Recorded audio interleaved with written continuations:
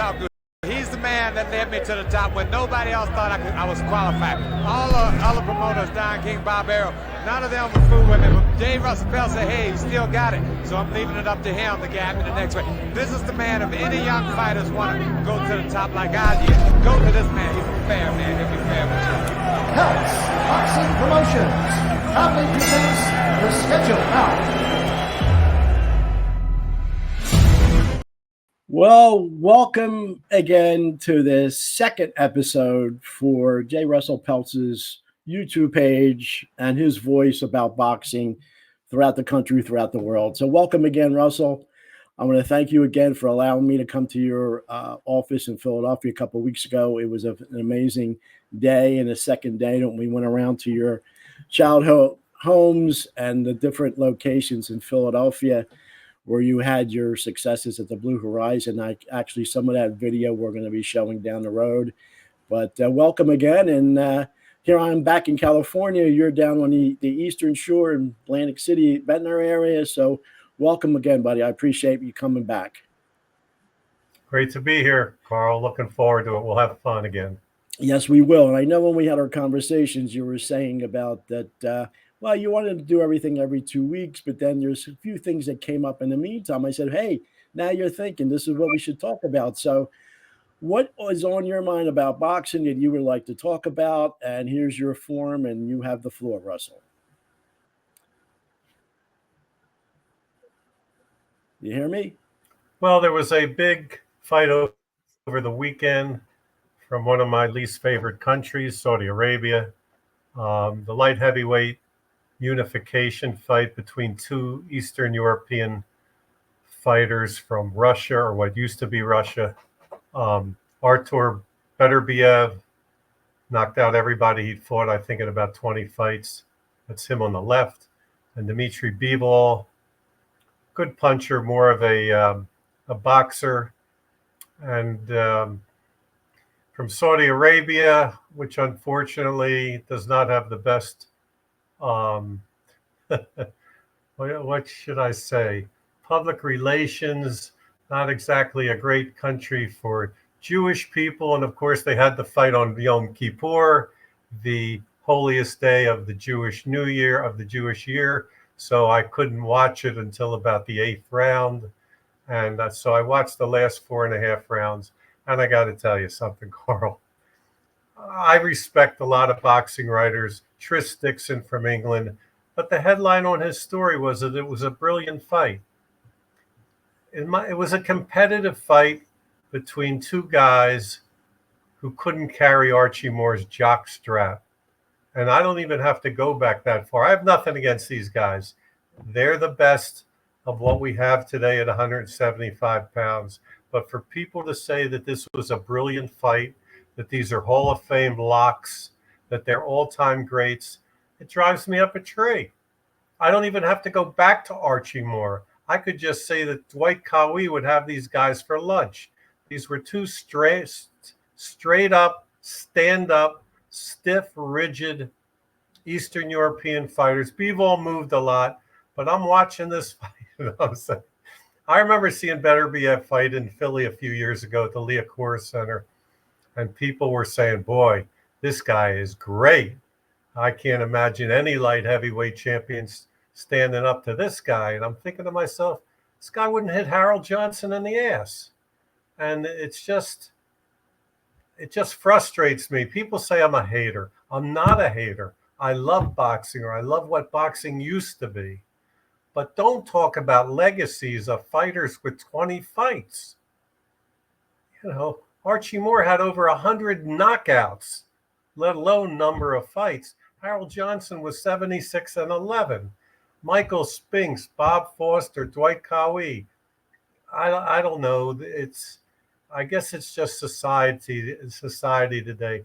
Everybody's an all-time great. Everybody has a legacy, and it just I don't know. Maybe I'm missing something.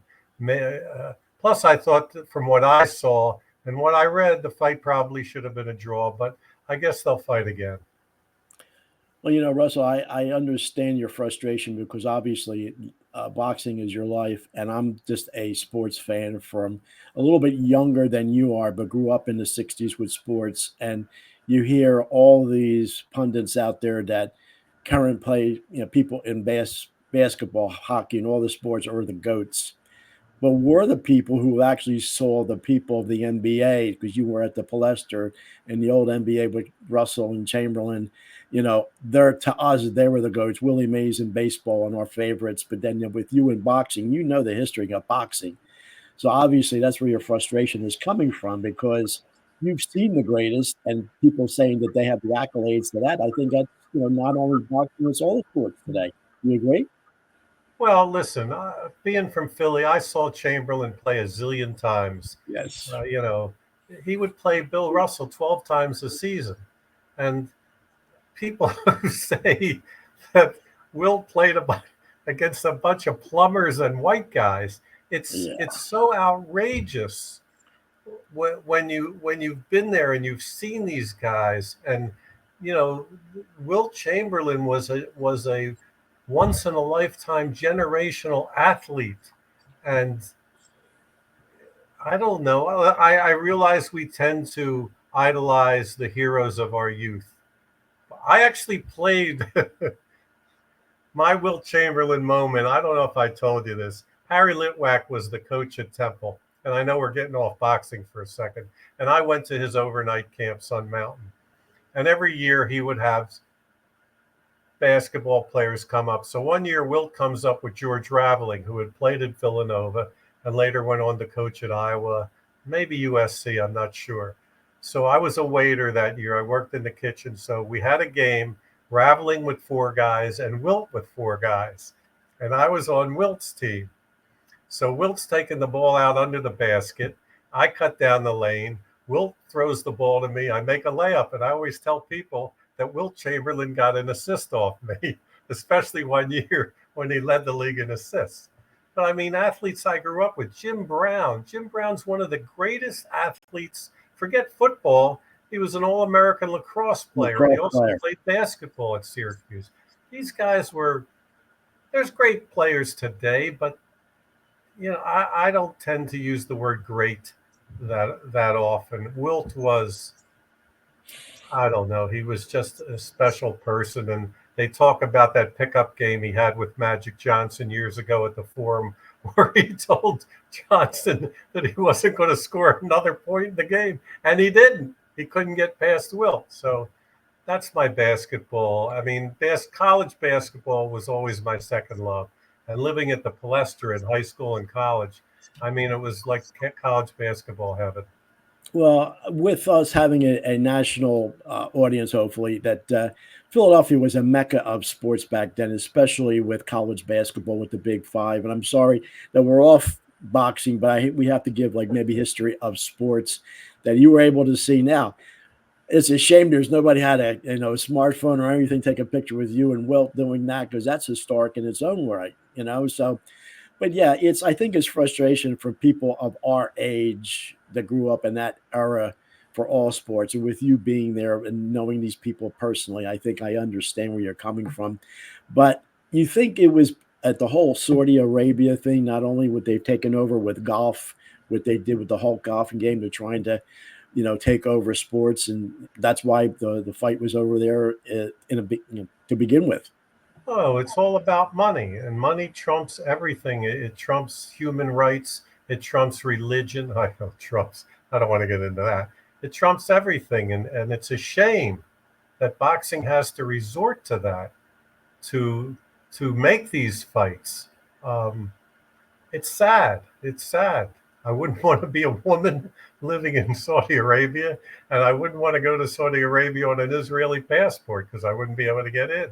But when it comes to money, people throw away their beliefs and they just go for the money. And, I have a heavyweight, Joey DeWaco, who's had a good career, and we're just trying to hang in there. And someone said, well, what would you do if DeWaco got an offer for $5 million to go fight in Saudi Arabia? I'd say, Joey, go for it, but I'm not gonna be there with you. It's the way of the world. money is everything, and fighters are getting paid, and good for them. Outrageous amounts of money today between Saudi Arabia, between ESPN, and between the Zone that are not reflected in television ratings or attendance. But good for them. I don't know how long it can go on, but if ESPN and the Zone want to keep hemorrhaging millions of dollars, good for the fighters who are able to get it. Well, it's eroding of all sports, and the MMA and all the other new boxing out there that has the last 20 years taken, boxing to second and third and fourth. It doesn't have the prominence and how big it's gotten. So obviously, you have a lot of thoughts on that. Every fight today is a build-up fight.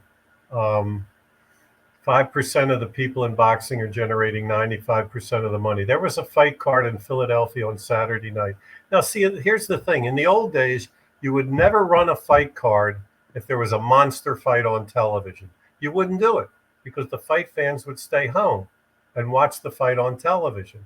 But you don't have fight fans anymore. You have fans of fighters. So other than DAZN and ESPN, all the fights survive barely because each fighter has to sell so many tickets to make it viable. These people are not promoters, they're facilitators. They call you up, you want to get on the card, pay your own purse, pay the opponent, pay the medicals, pay the hotel travel, and a fee to the promoter for the right to do that. So they had a fight in Philly the other night. They had 7 fights on the card. One of them made it to the 3rd round. The other 6 fights all ended in the 1st and 2nd round. Now, why would anybody pay good money, 100, 150, to see that garbage? And you look on BoxRec on the results of a lot of the fights around here. You see more 1 and 2 round knockouts than ever before because everybody is just out there to fight some duck and get a win on his record and get to 21-0 or 25-0 and hope by that time he knows how to fight. Because when he gets to 25-0, let's say, and he has to fight somebody and he hits the guy and the guy doesn't go down, he's going to say, what do I do now? Now what do I do? And so many of the undercards and even main events on club shows are one-sided slaughters. And I'm surprised that the commissions around the country approve a lot of these fight cards. Russell, where was this card at in Philly? Where was the venue? 2300 Arena, which is in South Philly. I ran there until 2019 when I turned in my promoter's license. But it's not only that card. You see it all over. This used to be relegated to places like North Carolina, Georgia, Arkansas, Iowa, Maine. Now it's all over the place. It's all over the place, one-sided fights. It's you know what? Somebody's going to get hurt one day. So, switching quickly. Suppose Mike Tyson gets hurt when he fights Jake Paul. He's 50-some years old, isn't he? 50 or 60, Tyson? Something like that. Hurt.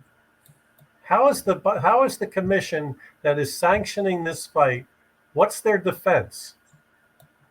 How are they going to defend themselves if he gets hurt in that fight? Well, if it's a real fight. Well, define a real fight then. Where they both try. It's not scripted like Mike Tyson and Roy Jones was apparently scripted where nobody wanted to hurt the other guy. I mean, is Tyson really coming to knock Jake Paul out? Tyson's, according to what I read, Tyson's making like $20 million and Paul's making $40 million. Is there a deal on the side? I don't know. I have no idea. Well, I have to do a promo because obviously when we first started talking about, even doing this, that you have a book out, and I did read it, and I do appreciate you signing it in your office. And, it's a fascinating read for anybody who's watching this, no matter where they're at. It's still available. And it really gives an in-depth of your life from your starts, your humble beginnings, and it's a look of love. And when you mention it, it's all true. So just mention a little bit about your book for people who may be not familiar with the book and maybe want to take a read, and describe it a little bit, and we'll continue a little bit after that for the next topic we're going to talk about, Russell. It's different from any boxing book you've ever read.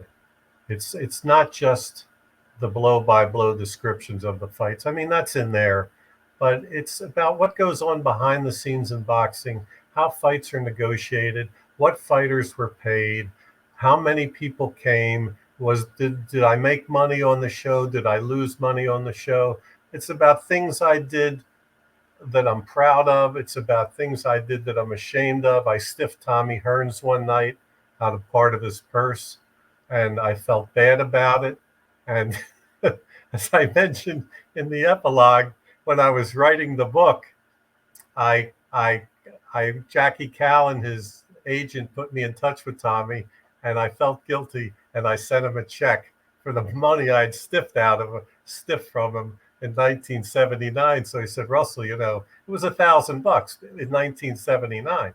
So he said, Russell, $1,000 in 1979 is worth a lot more money in 2020. I said, yeah, Tommy, but in 1979, you would have had to split it with Emmanuel Stewart and your cut man and your sparring partners. Today, you're keeping it all to yourself. So it's the good, the bad, and the ugly, to steal a cliche, and it's different. But yeah, I'm so proud of this book, Carl, of any fight I ever promoted, any Hall of Fame induction. I'm so proud of this book, being a former journalist and sports writer, because I know that it's the 100% truth of what went on from 1969 through 2019, not just in Philly and Atlantic City, but the fights we went to overseas, Monte Carlo, Belgium, Tokyo, Beijing, all over the world. And if it hadn't been for COVID, I probably never would have taken the time to write it. But it took me about a year and a half, and I'm very proud of it. And we're self-published it, and we're over. And I have a book signing coming up at the Valencia Shores Men's Club in Lake Worth, Florida, November the 12th, right after we get back to Florida. Well, we have to publicize that too, so we have to put that up maybe for the next one. Okay. When we're in Florida, we'll do the next one from Florida or whatever, and we'll do a little little publicity for that. Yeah, my reading of that I was a novice, but not as in depth. And you think, I thought you were the only promoter in Philadelphia because you're always prominent. But then reading that made me understand there was mega competition as promoters in Philadelphia. But like I mentioned on our first podcast, that your losses, financial losses, didn't, deter you from your goal. Where other people would maybe get their first or second loss financially and they would back out. And that's your tenacity, just like, hey, you were going no matter what, correct? Well, you know what? I had the stopper. Remember when the Dodgers had Sandy Koufax And Drysdale. And they would lose 2 or 3 in a row, and then they'd put Koufax in. He was the stopper. He was almost guaranteed to win the game. Well, after my first season, when my brother-in-law became Benny Briscoe's manager, I knew I had the stopper. I knew no matter how bad things would get, Benny would always be there to save the day and get me to the next level. So if it hadn't been, as I've said before, if it hadn't been for being with Benny Briscoe, the subtitle of my book would not have been 50 years in boxing. It would have been 50 weeks in boxing. So I owe everything to him and all the guys that followed him. But he was the. Yeah, I can see your emotion that he was actually part of your family, with, going through his trials and tribulations, but him as a professional, but how he cared about you and appreciated what you did for him. And the read is of the book that, so all the positives, but then all the negative things that happened. Certain fighters were injured. You rode the ambulance with them, and some of the things that happened at your office that, you could read in a book. I won't give it away. So, there is where people could read the book and really understand what you went through to get to where you are. But then, as I mentioned in our first podcast, the harder you worked, the luckier you got because you were able to get to the spectrum, bigger places. But then when the spectrum weaned down, oh, Atlantic City is just now going. So it's a fabulous read. And I know we'll get more and more as we have into that. And I have to mention to people who are watching for the first time, this is Russell's video vehicle for the 21st century. Like I mentioned to you, we get you to the 21st century. That you'll be able to on the YouTube page. Please subscribe. This podcast will be on the page, and anything subsequent on there. Jay Russell, it has some videos on there from his past, but we're going to have a lot of original content, including this podcast. And anytime Russell wants to talk about something, we'll pop on here. Maybe down the road, we'll be able to actually go live and have people comment live. So I think it's a great way to get things up and running. So with that other promotion, we do our own little promo for the book and the page. But then what else do you want to talk about, that's on your mind about boxing? Well, Carl, the ballots for the International Boxing Hall of Fame were mailed out a week or so ago. I'm a voter, and I'm a member. I was inducted in 2004. I was in the 15th class. And it I just shake my head. It's funny. And here's a perfect example. I got 3 calls in the last 24 hours from voters asking me who they should vote for in certain categories. Now, if they're asking me who they should vote for, then they have no business voting, certainly not in those categories. Every man who's a member of the Boxing Writers Association of America gets to vote. My point is they should only vote on the modern fighters. The modern category, I think, begins around 1984, 85 to the present, because there's so few of them that have knowledge of boxing, what went on before the mid-'80s. It's scary. Okay, so my pet peeve, listen, there's 2 ways of looking at the Hall of Fame voting. Who deserves to be in, and who should be in because that guy's in, and I'm better than that guy. Well, that to me, listen, there's guys in the Hall of Fame that shouldn't be in there. But that's not a criteria to me. You either deserve to get in or you don't. Of the modern guys, there were 4 new ones this year. The only one I voted for was Manny Pacquiao. It's the only one. You can vote for but here's the other thing, Carl. There's like non-participants, which is like referees, promoters, managers, trainers, booking agents. There's observers, media, newspaper writers, announcers. And then there was the old timer. I don't vote on the women because I don't believe in women's boxing. I love women. I love them. I love Caitlin Clark. I love college basketball women. I don't like to see women getting hit in the face. Sue me. I don't care. It shouldn't be there. They've got their own Hall of Fame. But so in the old timers, I think that it's a crime that Rodrigo Valdez of Colombia has not been voted in. This is like his 2nd or 3rd time on the ballot. He beat Benny Briscoe 3 out of 3. That alone should qualify him. Nobody beats Benny Briscoe 3 out. And in 96 fights, the only time Benny Briscoe was stopped was in the 2nd fight with Rodrigo Valdez. So Valdez wins the title twice. And to unify it, he loses 2 close 15-round decisions to Carlos Monzon, maybe the greatest middleweight champ ever, maybe, certainly in the discussion. And he has Monzon on the deck. And then there's 2 great fighters from Colombia, Antonio Cervantes, who was inducted 28 years ago, and Valdez, who's still on the outside. And my other pet peeve is Joey Archer, who I saw as a kid, won 45 out of 49 fights, beat Dick Tiger, he beat Hurricane Carter, and he lost 2 15-round decisions to Emil Griffith. Now, if Joey Archer were fighting today, he'd have a belt. So here's my point. Today's writers are so enamored with he's a 3-division champ in 2 different organs. First of all, we got 17 weight classes. We only had 8 back then. We got weight classes at 104, 108, 112, 115, 118, and 122. So wait, 105 to 122, that's 17 pounds.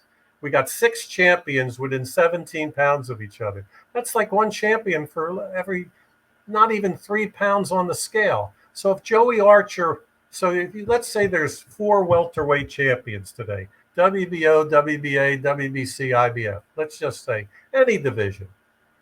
Back in the 50s, one of those 4 guys might have been the champ. The other 3 would be in the top 10. Okay? I don't see Canastota inducting too many guys in the top 10. There was Lloyd Marshall, there was Billy Graham, there's probably a couple others. So when these modern fighters talk about their legacies, it's just, and that they're Hall of Fame locks, or the writers talk about them, they have no frame of reference. And the other day, as we mentioned earlier, I posted about a kid out of Philly that I met late in his life, Percy Bassett. Percy Bassett was one of the greatest featherweights that nobody has ever heard of. He fought from 1947 to 1955. 63 wins, 41 by knockout, 12 This losses. is him. This is him, right? Okay. Percy, most of his 12 losses were to bigger men. He was managed by a guy named Mike Sokoloff, who was known as Mike Bananas because he ran a fruit and vegetable stand in South Philly. And the 2 creeps that ran boxing in those days, the mobsters Frankie Carbo and Blinky Palermo, wouldn't give him a shot at Sandy Sadler unless he turned over that. Okay, I'll get to that belt in a second. Until he gave up 50% of his manager's contract to them. So Bassett went overseas to France in 1953 and fought for the interim title because Bassett was in the army. I'm sorry, Sadler was in the army, and the title was frozen. And he knocked out Ray Famechon at the Palais de Sport in Paris, destroyed him in 4 rounds. And the Dubonnet Liquor Company presented Bassett with that beautiful belt that you just showed, which I have in my collection. And the Carbo Palermo group kept putting Bassett in elimination fights until he got upset one night by Red Top Davis. So they pushed him out of the way. His last fight was in 1955 in Paris. He got off the floor to knock out an undefeated kid named Seraphine Ferrer. And when the fight was over, he and his trainer, Quenzel McCall, went back to the hotel, and Quenzel went to check on Bassett. And he went into his room, all the lights were out, and Bassett was pawing at his eye, looking into the mirror. Turned out he had a detached retina for which there was no cure in 1955, and he never fought again. He was, depending on his birth date, was either 24 or 25 years old. Okay? Now, he's never going to get on the ballot. It's just because of the ignorance of not even the ignorance. Once you get on the ballot, it's the ignorance.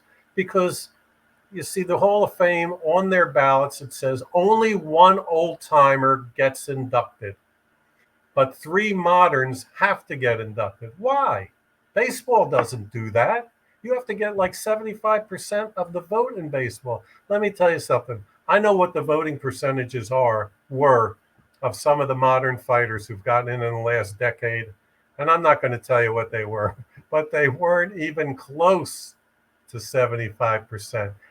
And not even in the stratosphere. But why? Why are we only allowed to induct 1 old-timer, but we have to induct 3 moderns? I know why. And listen, I love Ed Brophy. He if it weren't for him, there might not even be a boxing Hall of Fame. And they're probably in financial straits. And Percy Bassett isn't going to sell any tickets. He died in 1993. He's not going to buy any ads in the program. He's not going to buy a sponsorship. So, but what does it cost to put a plaque on the wall? How much can that be? Joey Archer, he's still alive, Joey Archer. I believe he's in his late 80s.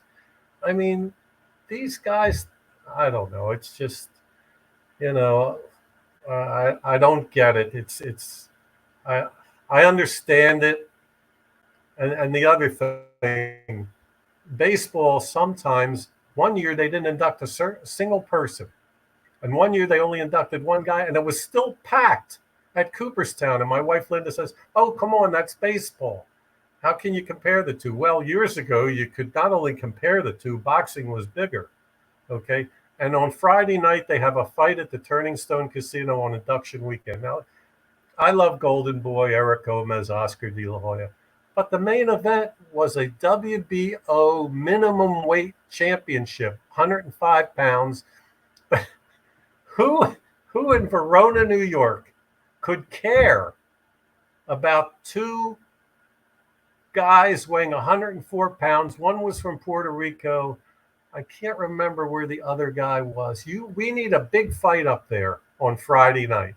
The fight Friday night, Saturday night banquet, Sunday afternoon induction. You need a big fight up there, not a minimum 104-pound championship fight. You need something to get the people up there. It's frustrating. It's frustrating. And now with Graciano's restaurant in Canastota was the Toots Shores of Canastota. Not in elegance, believe me, but it was the watering hole where everybody went. And you'd spend more time at Graziano's restaurant and bar, which was within walking distance of the Hall of Fame, than you would at the Hall of Fame. And it went out of business, and it's not there anymore. It's gone. And instead of having the Sunday ceremony outside, like football and baseball, where there's a gay atmosphere, and now they have it at the Turning Stone Casino inside a ballroom that wasn't even half filled last year. It's I don't know. It's like I say, I'm labeled a hater, but I just, I'm so fortunate to have grown up and be involved in boxing when it actually meant something. First as a kid in the late 50s and 60s, and then as a promoter from 69 to 2019. And when boxing meant something. You, Carl, do you know who the heavyweight champion of the world is? Today? Yeah. No. Right. Don't. But I'm being honest. Go ahead. I'm being honest. No. No. But you knew when it was Sonny Liston. Oh, God. Ali, and you know what? You probably knew when it was Mike Tyson. Who didn't? I had people over our house at the time for the pay-per-views. Right. And, the famous speech when all the ladies are getting all the food prepared for all the guys, and all of a sudden they hear this uproar. What happened? Oh, it's over. It's over. Well, we ate. We're Italian. We ate. So, yes, of course it was. Now, Russell, on a personal note, I have to use my stepdaughter who passed, and I know you lost a son. That'll be down the road. But she always remembered she loved when we had the pay-per-views for the fights. And that was mid-90s when I was doing okay, had everybody over, and when we were paying $38, $40 for the pay-per-view, it was wonderful, and it was boxing. So, yeah, today, no. See, here's another thing. Tyson won his next two fights after that. He was 36-0 with 32 knockouts, okay? If he had retired then, he would be on the Mount Rushmore of heavyweight champions. But that's why you can't rate a fighter until his career is over. Because today, Mike Tyson's a great guy. I only met him once. He was very friendly. Today, you'd probably rate him somewhere between 15 and 20. And I don't like to compare from different eras because my favorite story, could Jack Johnson have beaten Lennox Lewis? Well, are they fighting in 2005 or are they fighting in 1910? Because if they're fighting in 1910, here's the story. Jack Johnson is fighting Jim Jeffries, the first real fight of the century, okay, in Reno, Nevada, okay? 10, 15,000 people in the stadium, all white, except for Jack Johnson and one or two of his cornermen. Okay. And what I'm about to say is the truth. You can Google it. There was a well-known song of the day called All Coons Look Alike to Me. You can Google it. It was a popular song of the day, and they played it all week long in Reno, and they played it when Johnson walked from his dressing room to the ring. Of course, he played with Jeffries and destroyed him. How many of today's black athletes could handle that? That's, to me, that's why you can't compare eras. You just can't do it. Travel's different, training's different, eating's different, living's different. Everything is different. So, yes, if Lennox Lewis is fighting Jack Johnson in 2007, yeah, he's going to win.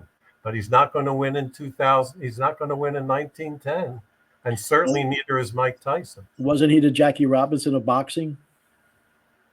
Well, as a heavyweight, but you know, everybody talks about baseball and Jackie Robinson. Boxing had black champions at the turn of the century.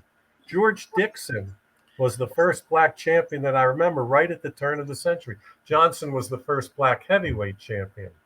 And even he drew the color line, Johnson. You know, they talk about Jack Dempsey wouldn't defend against black fighters. Neither would Jack Johnson. He wouldn't fight Sam Langford. He wouldn't fight Joe Jeanette. He knew how tough they were because he'd fought them on the way up.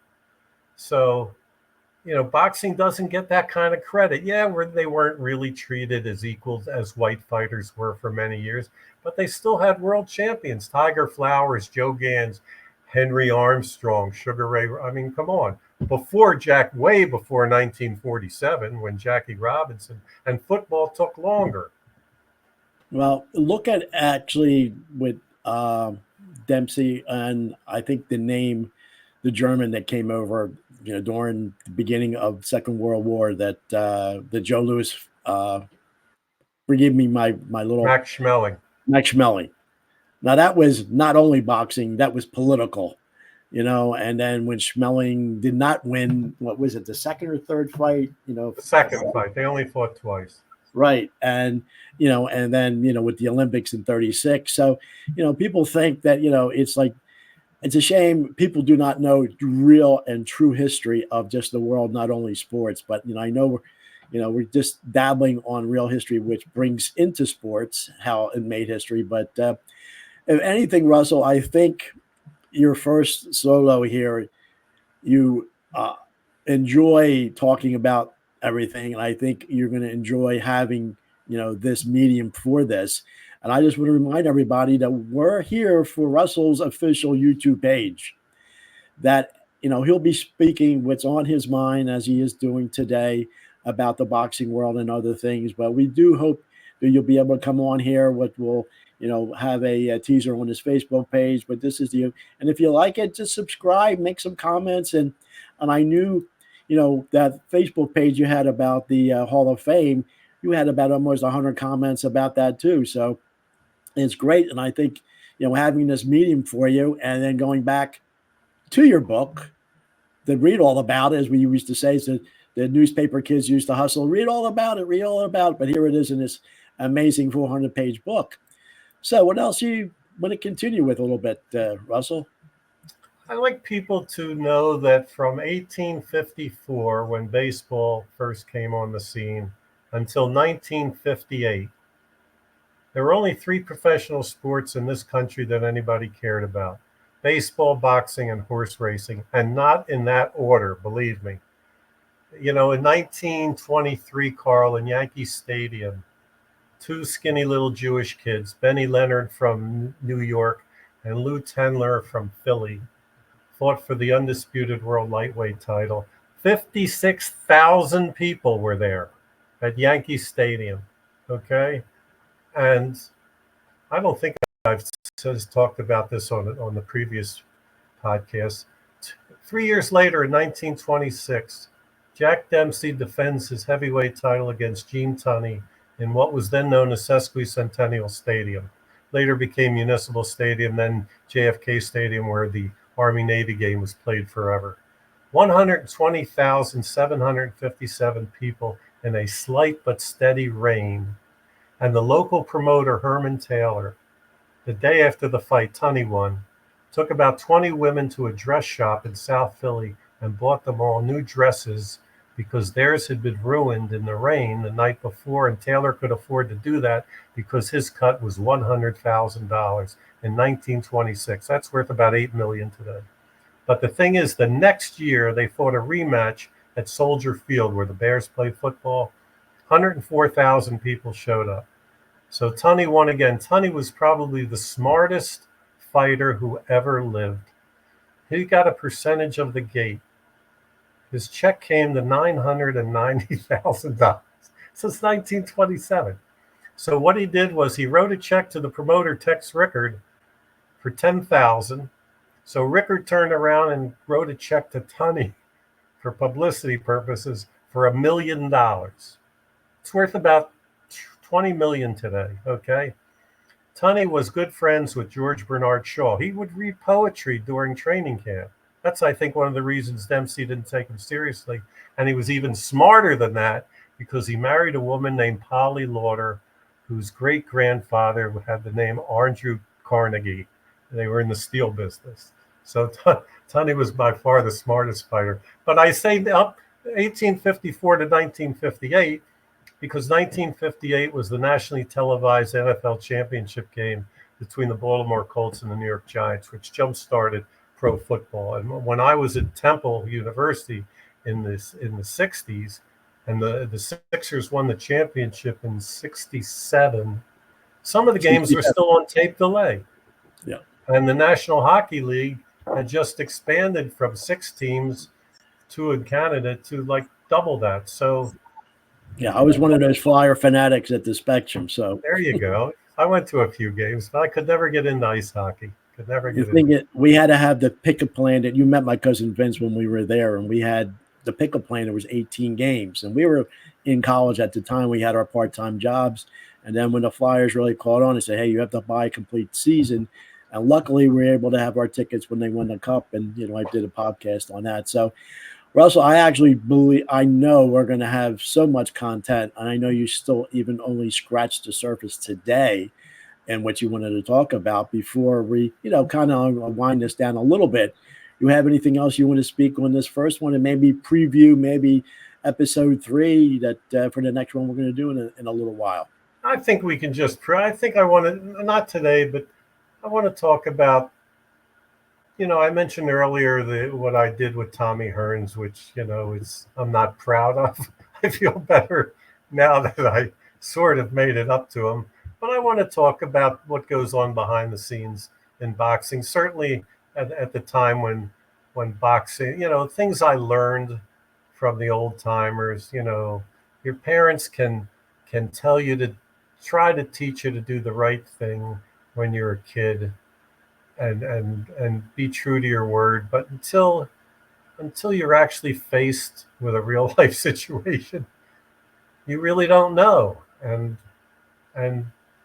I wish as much time as I spent with the old timers when I first got into the business, I wish I'd spent so much more. I mean, sitting there, listening to the trainer, Quenzel McCall, tell me about going into Percy Bassett's hotel room and realizing that he'd suffered a detached retina or things like that. I wish I had taken the time to hear more of those kind of stories. I mean, bow-legged Charlie Brown, who trained fighters at Champ's Gym, always, when I was promoting early and all these guys were turning into stars, and he saw that maybe the old-time promoters would come along and grab them, he said, I never forgot it, he said, if you crush the grapes, make sure you drink the wine. One of those great sayings that you never forget. If you crush the grapes, make sure you drink the wine. Well, we're actually crushing the verbal grapes, and we're going to be drinking the verbal wine on this podcast. And I think it was great meeting you in person. That's why I realized, living here in California now for the last 6 years, that I couldn't have done this without first meeting you in person and getting to really know you. And then going around your amazing headquarters, the 3 levels with everything you have there. And just a whole nother discussion about having all those tapes of all the fights. And that's another way that maybe we could put out there, having showing with that, and then all your memorabilia and obviously your book, which one more time for a little promo, mention where people can find the book. The easiest place to get the book is on Amazon. They can get it. If they want it signed, they have to get it directly from me. Other than that, they can get it on Amazon. Or if they're in Florida, come to the Boxing Talk book signing on November 12th at Valencia Shores Men's Club in Lake Worth, Florida, 7 o'clock at night. Everybody's welcome. Now, Lakeshore, Florida isn't for people Lake Worth. Lake Worth. Now, where exactly? That's on the southeast. I'm in Boca Raton. It's about 30 miles away from me on the East Coast. When will you be going to Florida? November the 10th. November the 10th. So also just let people know this is actually the second episode and of many for Russell's own channel on YouTube. And if you like this will be up there shortly today on Tuesday, the 15th. Press that subscribe button. When it says subscribe, it doesn't mean you have to pay anything. Just press a button, subscribe, the numbers go up to let Russell know that they're watching and listening, and then actually comment about maybe what he would like to talk about down the road. This is also on his Facebook page. So actually, I really want to thank you again for this, great episode here. Anything else in closing you want to say, and maybe preview the next one? No, I just want people to know that nobody loved boxing more than I did. It was my whole life growing up. My friends were at parties. Even if I went to the party, I was in the basement watching the Friday night fights. So I'm fortunate that I got to meet my boyhood idol, Harold Johnson. I have his Ring Magazine championship belt in my collection. The love of my life was Benny Briscoe. I miss him terribly. He died in December of 2010. And I'm worried that when guys like me and Don Elbaum and Ron Lipton and Buddy Gibbs and a lot of the old timers that knew boxing, I'm worried that when we're gone, how is boxing going to be perceived? Are these guys today, are the heroes of my childhood going to be tossed away? Well, the great thing about this medium that I mentioned to you, what all the people you have that in the media, that nobody came to you with this idea. But the great thing is these will all be up on this page.